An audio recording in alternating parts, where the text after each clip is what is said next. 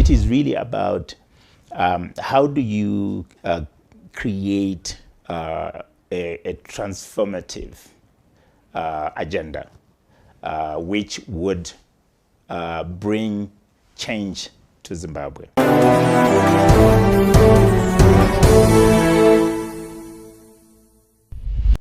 I think, first of all, in the first instance, you have to see that, okay, the president had the humility to ask a smaller country, Rwanda, to say, how did you do it? How can we, what can we do? So that is the charge, that is the challenge that the president placed on me to say, and you know, he said this at our launch, he said, maybe the student can teach the teacher. So that is really how gigantic the task that has been placed on me is. And I think it starts with, it's a journey, clearly. In fact, talking to the World Bank and some of the people that actually helped with the process of building RDB in Rwanda, they say that if you are going to be very successful within the first 3 or 5 years, then you'd have done much better. Because in fact, Rwanda took over 10 years. Wow. It had other legacy institutions that and different ways, and obviously improved its laws as well over time. So success is going to be if we help transform our country. But it starts with the basics. How do you treat an investor? So I look at my job as being in two, maybe three. In two, because we are responding to investors coming into this country, physically or now virtually. How do we respond to them? The usual thing is, are you quick enough? Are you responsive enough? You don't have bureaucracy or all those other things. So the processes themselves must be world class. And one of the things that the president said to me upon my appointment was that you need to benchmark Zida and Zimbabwe against the best in the world. Now, who is the best in the world? It's Singapore, right? And of course Rwanda and Mauritius on the continent, because those are Mauritius is ranked the highest in Africa.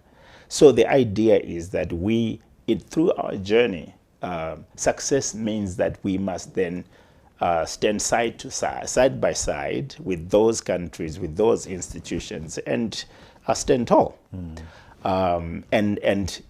So for example, Rwanda and Singapore would tell you that you can register your company within 2 hours. We are in days at the moment. How many days? Many. So I mean, it just depends. But right now, as we speak, we can register your company within a day or two. But that is also still not necessarily, we are not necessarily at a level where we can do that efficiently.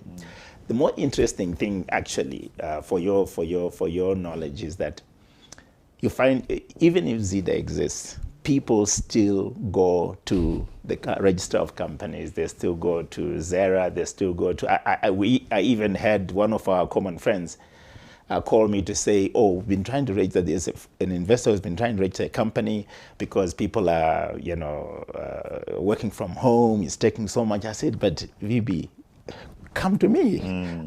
You don't need to go to all those departments because I have within Zida all the people that will do all that work for you." So it's still going to take us quite a bit of time for people to realize that they actually don't need to go anywhere. They just need to come to Zida. So Zida maybe needs to make noise and build your profile. We do. Yeah, you can't blame us for not knowing you. We do. We still have a lot of heavy lifting to do in telling people what we do, in marketing ourselves, in shouting, some of the little steps, baby steps that we're taking, which are leading us toward the journey of success.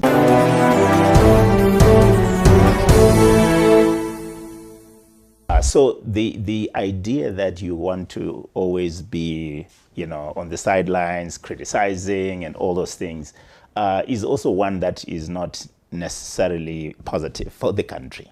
So when the call came, I reflected, obviously consulted my family, you know, to have to deal with a civil service, you know, father who has never worked in government all my life. It's time to serve. I think I can make a difference. That's what I really believe in. Yeah, I mean, it's easy to be on the sidelines, but to be a participant is more difficult. So, yeah, I mean, I feel that I need to serve. I need to do my part. We can criticize later on, but, you know, show us what you can do.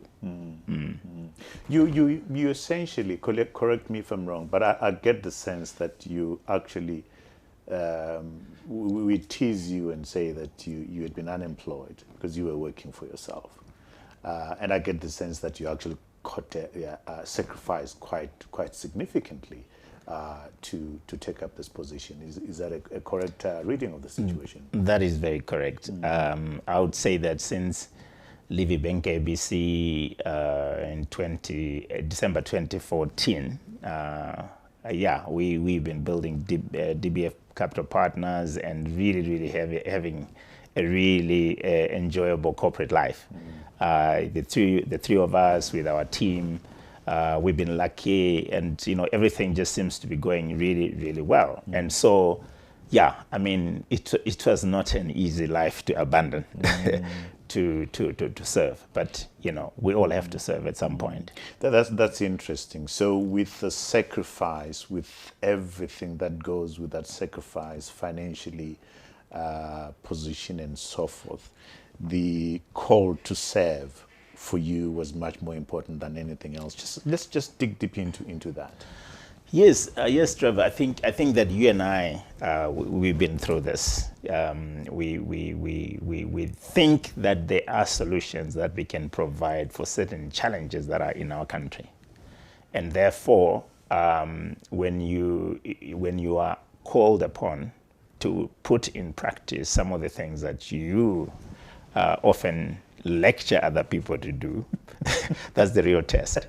What do they say? That's when the rubber meets the road, right? So yes, I think that is really what it is. It is to serve your country.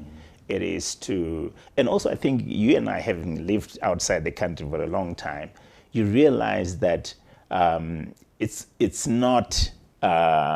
You know, it doesn't give you satisfaction to see other countries progressing, to see other people doing well, to see the kinds of things that you think we should be doing in our country, and you remain not contributing, not your hand to the plow or in the skin in the game.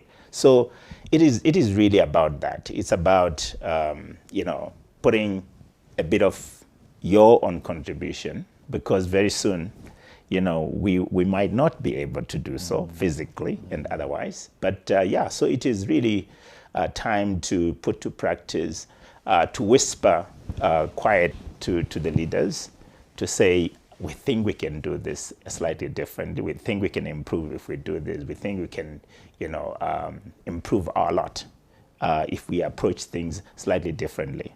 And coming from the private sector, obviously you always think you know better, you know best. Right. So now let's put to test what you think is a solution for the country.